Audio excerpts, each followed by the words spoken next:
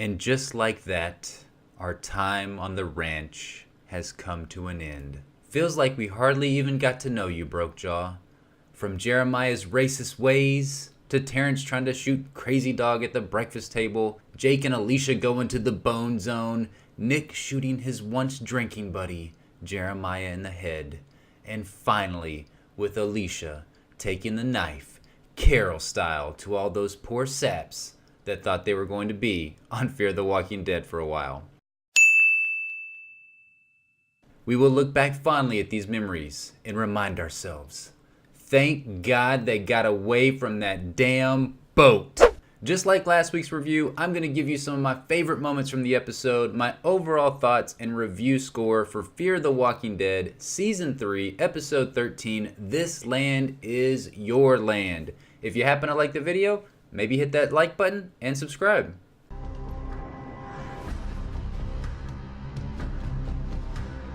I know this may not mean much to some viewers, but this is a huge deal to me and can oftentimes ruin my entire viewing experience when I'm taking out of a great cold opening of an episode by having to listen to an ill-placed intro theme. Don't get me wrong, I do love Fear the Walking Dead's old intro music, but that note is so intense that it doesn't always fit the tone of the cold open.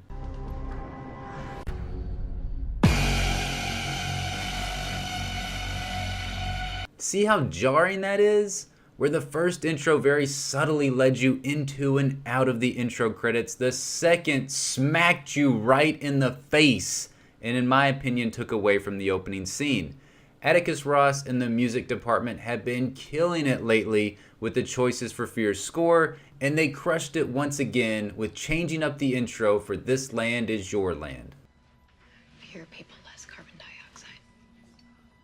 Alicia Dedham Carey has been a favorite of mine since way before the show even aired because of her time on one of my other favorite TV shows, The 100. I thought Lexa was such a great character, and I was pumped to see what the Fear writers were going to do with her character on the show, only to be disappointed with how little she actually got to do in the previous seasons. Well, the writing team must have heard our pleas and cries, and they have stepped it up big time and given her character a lot of great stuff this season, and it culminated in this episode that was more or less an Alicia-centric episode. Another great character from this episode was Blake. We weren't given much from this character before, which I honestly think would have helped had the writers gave us a bit more time with Blake to make us more emotionally invested in his character. Nonetheless, he had his moment in the sun this week, and I thought it was an admirable performance. This was a stark contrast to how this situation was handled on The Walking Dead when our group encountered being potentially trapped in the prison with the infected. If you remember back during Season 3, Carol decided to take Karen and David out without their consent in order to protect the group.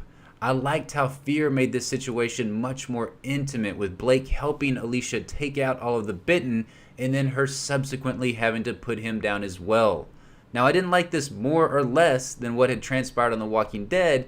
I just liked that it was very different and in an extremely emotional way of handling this problem. Alicia had to make some agonizing decisions in this episode, and I love that her character stepped up to make them.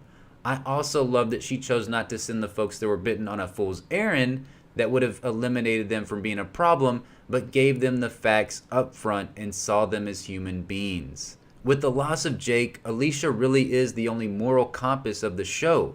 But unlike Jake, who is possibly too soft for this world, Alicia has just the right edge of hardness to help her get through the zombie apocalypse. Okay, we Moab this shit.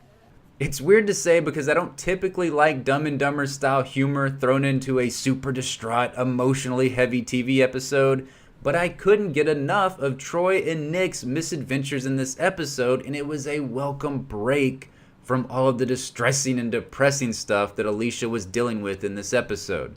I always loved the Legion of Doom, so I thought Nick and Troy could maybe be the Legion of Dumbass. But after Nick used the helicopter rotor to kill those walkers and Troy kind of half snorted, half chuckled, I think maybe Beavis and Butthead is more appropriate for these two.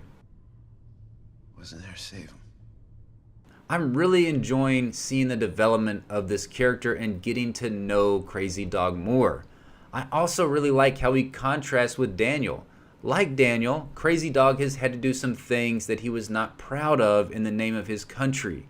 But unlike Daniel, who can't seem to escape his past actions, Crazy Dog hasn't let those actions define who he is. Plus, as an added bonus, he and Ophelia work really great together on screen. Alicia! Now, you didn't think I was going to go this entire review without marveling at how badass Alicia was as she took out Walker after Walker after Walker, as basically all of Brokejaw Ranch and Walker's people reanimated into a zombie from lack of oxygen in the bunker. This was some badass stuff that, yeah, we may have seen in a zombie movie, book, or video game before, but I was going absolutely nuts as I watched Alicia stab, shoot, and punch her way out of the bunker full of walkers.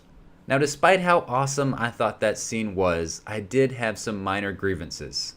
The first being, holy plot armor Batman.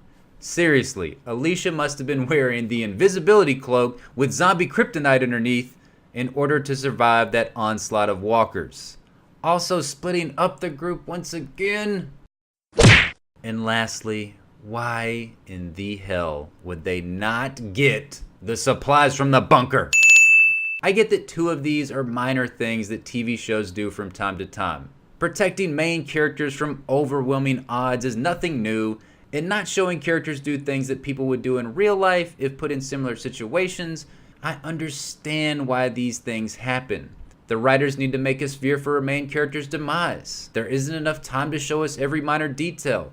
I get it, but it still makes me realize I'm watching a TV show and it takes me out of the experience. Despite these minor issues I had, I still really enjoyed this week's episode of Fear the Walking Dead. It had a nice combination of badassery and slowed down, insightful dialogue between our characters to make for a great viewing experience. I also got to give the writers and showrunner Dave Erickson a lot of credit for not overstaying their welcome on the ranch. Fear isn't doing as great as its big brother in regards to ratings or advertiser dollars, and they supposedly built the entire Brokejaw Ranch set so one could have seen the show sticking around for a season or two.